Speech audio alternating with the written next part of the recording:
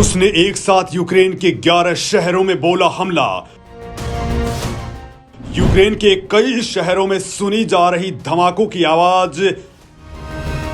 दोस्तों, रूस ने एक साथ यूक्रेन के 11 शहरों में हमला कर दिया है। राजधानी कीव समेत यूक्रेन के पूर्वी हिस्से में मौजूद शहरों को निशाना बनाया जा रहा है। यूक्रेन में कई शहरों में लगातार धमाकों की आवाजें गूंज रही हैं। काला सागर के पास ओडिशा में 2 शक्तिशाली विस्फोट हुए हैं, तो वहीं राजधानी कीव में भी 2 खतरनाक धमाके सुने गए हैं। फिलहाल क्रामाटोर्स्क, बर्डियांस्क और निकोलेव शहर में हालात बेहद खराब हैं। खबर यह है कि यूक्रेन के 4 शहरों में मिसाइल अटैक हुआ है। कीव, खार्किव समेत इन चारों शहरों पर मिसाइलें दाग दी गई हैं। इस तरह युद्ध का खतरा अब लगातार बढ़ता ही जा रहा है। दरअसल रूस के राष्ट्रपति व्लादिमीर पुतिन ने यूक्रेन के खिलाफ युद्ध का ऐलान कर दिया है। उन्होंने अपनी सेना से यूक्रेन में सैन्य ऑपरेशन लॉन्च करने को हरी झंडी दे दी है। साथ ही पुतिन ने यूक्रेनी सेना को हथियार डालने के लिए साफ साफ कह दिया है। दोस्तों, रूसी सामरिक बॉम्बर रेडियो नेट एक्टिव हो चुका है। ऐसे में क्रूज मिसाइल द्वारा हमले का खतरा भी पैदा हो चुका है। तो वहीं इस बीच संयुक्त राष्ट्र महासचिव एंटोनियो गुतेरेस ने रूस के राष्ट्रपति व्लादिमीर पुतिन से आग्रह किया है कि वो यूक्रेन पर हमला कर रहे अपने सैनिकों को रोक दें और शांति को बढ़ावा दें। तो वहीं दोस्तों, इससे पहले अमेरिका ने रूस के राष्ट्रपति व्लादिमीर पुतिन को एक और बड़ी चेतावनी दी थी और कहा था कि अगर रूस ने यूक्रेन पर हमला किया तो पुतिन को भयंकर परिणाम भुगतने होंगे। अमेरिका ने कहा कि पिछले 2 दिनों में रूस के खिलाफ घोषित हुए प्रतिबंध केवल एक शुरुआत भर है। हालांकि पुतिन ने अमेरिका की एक भी बात नहीं सुनी है और हमला बोल दिया है। फिलहाल यूक्रेन की सीमाओं के पास तैनात रूसी बल इसके लिए पूरी तरह से तैयार हैं। उनकी 80% से ज्यादा फौज तेजी से आगे बढ़ रही है। दोस्तों, बड़ी बात तो यह है कि कुछ बल सीमा के अंदर दाखिल हो चुके हैं, तो बाकी 5 से 50 किलोमीटर के दायरे में ही मौजूद हैं।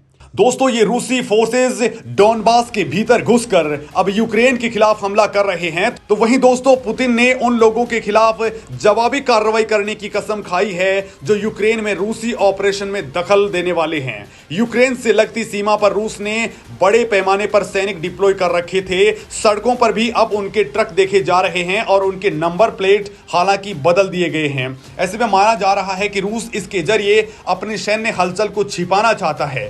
रूस की सेना इस स्थिति में है कि वो किसी भी वक्त बड़ा हमला भी कर सकती है। उधर डोनेस्क इलाके में बड़ी तादाद में रूसी सेना के ट्रक तैनात देखे गए हैं। हर मिनट स्थितियां बेहद तनावपूर्ण हो रही हैं। रूस ने पूर्वी यूक्रेन के अशांत क्षेत्र लुहांस्क और डोनेस्क को स्वतंत्र घोषित पहले ही कर दिया था और अब वहां अपनी सेना भेजकर हमले के आदेश दे दिए हैं। इस बीच प्रत्यक्षदर्शियों ने दावा किया कि उन्होंने रूसी सीमा के पास से डोनेस्क की ओर जाने वाले 2 सैन्य काफिलों को बढ़ते देखा है।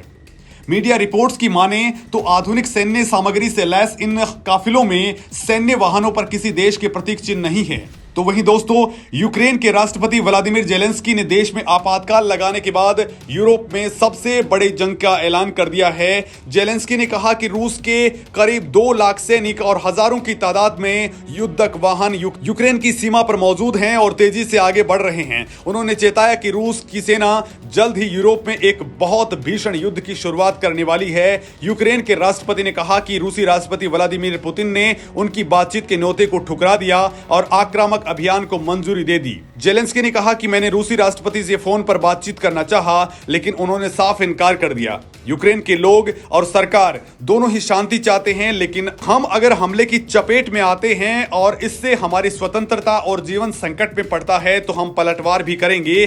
तो इस बीच रूस ने अपने यूक्रेन से लगते इलाके में हवाई सीमा को बंद कर दिया है। उधर यूक्रेन के हमले के खतरे को देखते हुए संयुक्त राष्ट्र सुरक्षा परिषद की आपात बैठक बुला ली गई है। तो वहीं यूरोपीय यूनियन के देश भी मीटिंग करने में लगे हुए हैं, तो अमेरिका फुल्ली अलर्ट में है। दोस्तों, इसका इंपैक्ट भारत पर भी पड़ रहा है, लिहाजा भारत में भी बहुत तगड़ा अलर्टनेस देखा जा रहा है। भारत ने अपने नागरिकों को यूक्रेन छोड़ने के लिए पहले ही कह दिया था और बहुत बड़ी तादाद में कल ही भारत में यूक्रेन से लोग पहुंच भी चुके हैं। यानी भारत इस मामले में पहले से ही अलर्ट पर था और भारत ने तैयारियां पूरी कर ली थी। दोस्तों, अब आप क्या कुछ सोचते हैं? क्या कुछ आगे होने वाला है? क्या 3rd वर्ल्ड वॉर जैसी परिस्थितियां अब बनने वाली हैं? इस मामले में आप क्या कुछ सोचते हैं? मुझे कमेंट लिख करके जरूर बताएं।